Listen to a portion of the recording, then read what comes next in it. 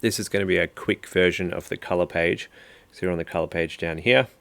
Similar to the edit page, there is a bunch of tabs we can turn on and off. Just to be fast, we're going to leave gallery on, and clips and nodes. And the reason for that is we only need to see the gallery to save color grades, to reuse them on other clips. We need to see the clips to see which clip we're going to work with, and we need the nodes to save our settings on them. That's where the settings are saved, on these nodes. And you can basically have a whole bunch of nodes by adding more that do different things, or you can apply your changes to one of those. It's totally up to you how you want to separate them. If you're like experimenting with something, you could just have it on a node and then you could turn that node on and off. You can either press Control D, or you can just like delete it or disable it. So getting started coloring, you've got this curves thing in the middle here with a node selected. You can just drag this point here. This will be the black value. See how it makes everything dark if I move it across? And then this is the white point, so that will make everything brighter if I move that across. If I move it down, it moves the white point down, so it's darker as well. If I move black up, it makes all the black things lighter. So easy to just play around. Get that to the brightness level you want. You've also got color temperature over here. This is like indoors, outdoors. If you're outdoors, it's a little bit warmer or closer to orange. If you're indoors, it's likely to be bluer light. So you'd probably need to compensate by making it go the other way, depending what your camera setting was. Usually it's just auto white balance.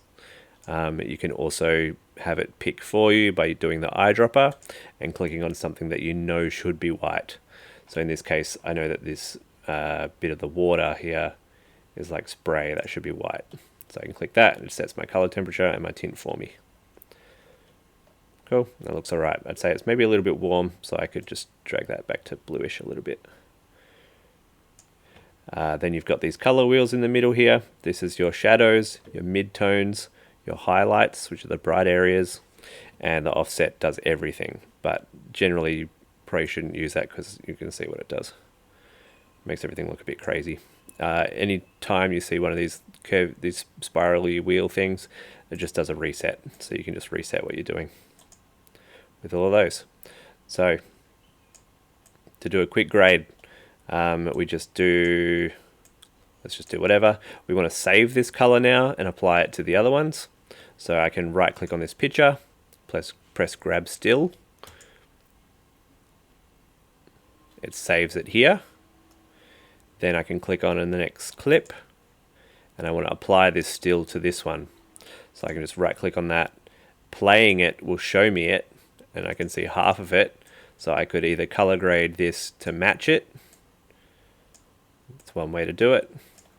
Or if I just want to apply that grade, turn off the split screen, I can just, with this clip selected, right click on that, apply grade, and that's applied the same settings from that node to that clip. Same thing, I can just pick all of these clips at the same time by pressing Shift and clicking on the last one, and right click, apply grade. You'll see they'll all update in a second. Yep. And yep. If you have a point in here and you want to get rid of it, you can just right click it. And that's the color tab.